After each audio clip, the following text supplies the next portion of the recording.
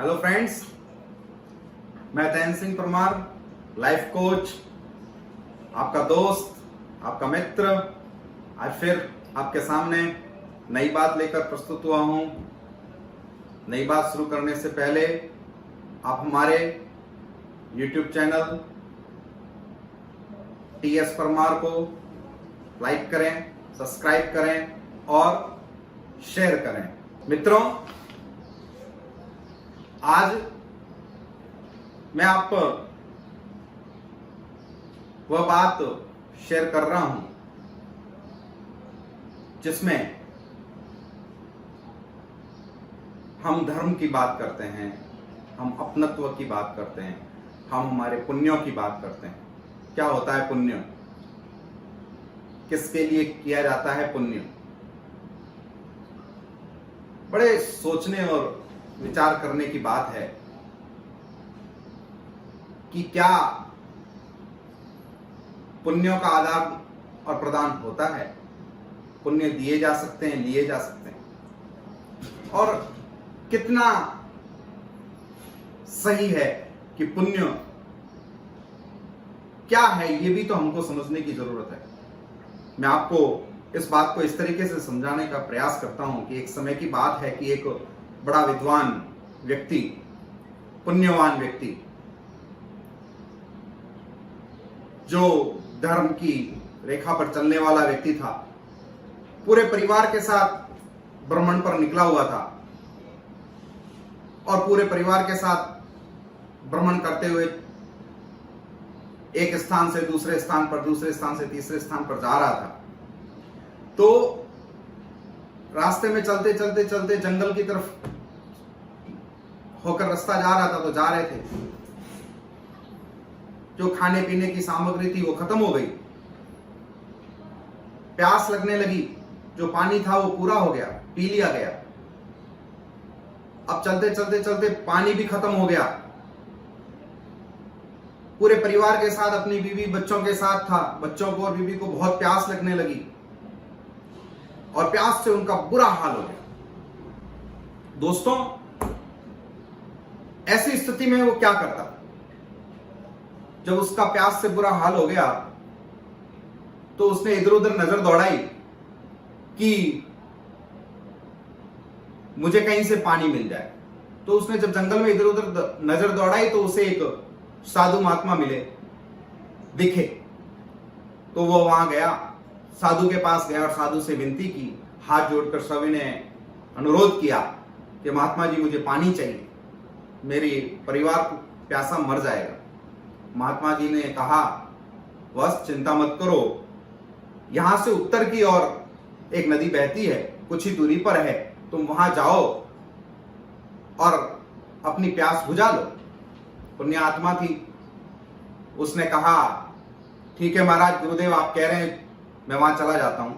लेकिन उसकी बीवी बच्चों की हालत बहुत ज्यादा खराब हो रही थी, तो उनको वह महात्मा जी के पास छोड़कर गया और वो पानी लेने के लिए चला गया। वहां गया नदी पर और सरोवर से एक बाल्टी भरकर पानी लिया और वापस बच्चों को पानी पिलाने के लिए लेकर आने लगा।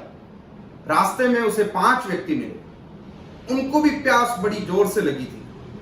उन्होंने उससे विनती की, पुण्य आत्मा से विनती की कि मुझे पानी पिला दो, मैं प्यास से मारा जा रहा हूं। तो वो धर्मी व्यक्ति था, पुण्य का काम करता था, उसने वो पानी उनको पिला दिया।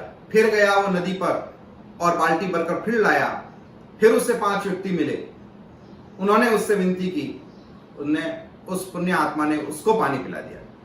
दोस्तों, ऐसा करते करते बार बार वो जाता नदी पर और पानी बाल्टी लाता और बीच में कोई मिल जाता और उनको पानी पिला देता। काफी देर हो गई, तो काफी देर से जब वह अपने परिवार के पास नहीं लौटा तो साधु महात्मा ने देखा, भैया वो लेने गया था पानी, अभी तक नहीं आया, क्या बात हुई, तो मैं जाकर देखूं।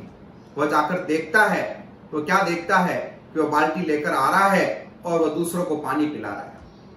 उसने उस पुण्य आत्मा से कहा, साधु ने, कि अरे भैया, तुम बार बार बाल्टी भरकर लाते हो और इनको पिला देते हो, ऐसा क्यों कर रहे हो? इससे तुम्हारे को क्या फायदा, क्या पुण्य मिलने वाला है? तो पुण्य आत्मा ने कहा कि महाराज, साधु महात्मा, मैं नहीं जानता कि इससे मुझे पुण्य मिलेगा या पाप, लेकिन मैं तो मेरा धर्म निभा रहा हूं, एक प्यासे को पानी पिला रहा हूं। तो महाराज ने कहा कि ये तुम्हारा कैसा धर्म निभा रहे हो? तुम्हारा परिवार तो प्यासा है और तुम कहते हो कि मैं धर्म निभा रहा हूं। कैसा धर्म है ये? धर्म सही नहीं है। ये कौन सा पुण्य है जो आप इस तरह से कर रहे हो? महाराज ने कहा कि देखिए, आप बार बार अपना पुण्य अपनी बाल्टी में पानी भरते हैं और वो दूसरों को पिला देते हैं। जैसा मैंने किया वैसा तुम क्यों नहीं करते? तो पुण्यात्मा ने कहा, कैसा गुरुदेव? तो साधु महात्मा ने कहा कि मैंने तुम्हें क्या कहा? तुम मेरे पास आए कि मुझे प्यास लगी है, तो मैंने तुम्हें सरोवर का रास्ता बता दिया। तो उसी तरह तुमको जितने भी प्यासे मिले थे, तुम उनको सरोवर का रास्ता बता देते तो वह उनकी भी प्यास बुझा लेते और तुम पानी लेकर अपने परिवार की भी प्यास बुझा सकते थे। और ऐसा कहकर वह साधु अंतर ध्यान हो गया। पुण्यात्मा को समझ में आ गया कि परिवार का तो मैंने भरण पोषण की जिम्मेदारी ली हुई है, उसका तो ध्यान रखा नहीं और दूसरों के लिए धर्म करने चला था। तो मित्रों,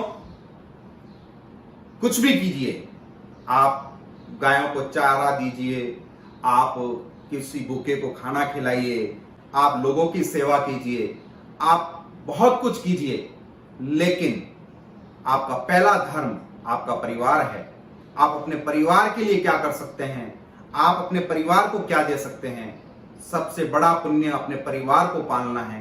परिवार का ध्यान रखना ही सबसे बड़ा पुण्य है।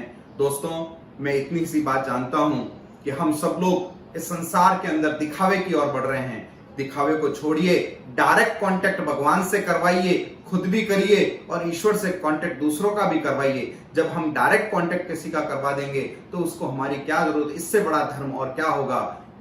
इस बात को समझना हमारे लिए बहुत जरूरी है, क्योंकि पुण्य कमाना है तो सबसे पहले अपने परिवार को संतुष्ट करना है। और जब परिवार संतुष्ट हो जाएगा, उनकी आत्मा जो प्रसन्न हो जाएगी, तो आपको पुण्य बहुत मिल जाएगा। इसलिए दोस्तों, तैन सिंह परमार एक बार फिर आपसे कहता है कि अपने आप को सजग कीजिए, जागरूक कीजिए, हर बात पर नजर रखिए, हर बात पर अपनी पैनी नजर रखकर इस बात को सोचिए कि हमें क्या करना है, कैसे जीना है, इस जीवन को कैसे अनमोल बनाना है, क्योंकि एक बार ये जीवन मिल गया, बार बार नहीं मिलने वाला है। दोस्तों, तैन सिंह परमार के इस YouTube चैनल को लाइक करें, सब्सक्राइब करें और शेयर करें। बात पसंद आए तो बार बार मेरे YouTube चैनल पर आएं।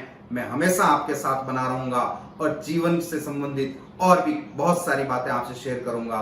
धन्यवाद। Thank you.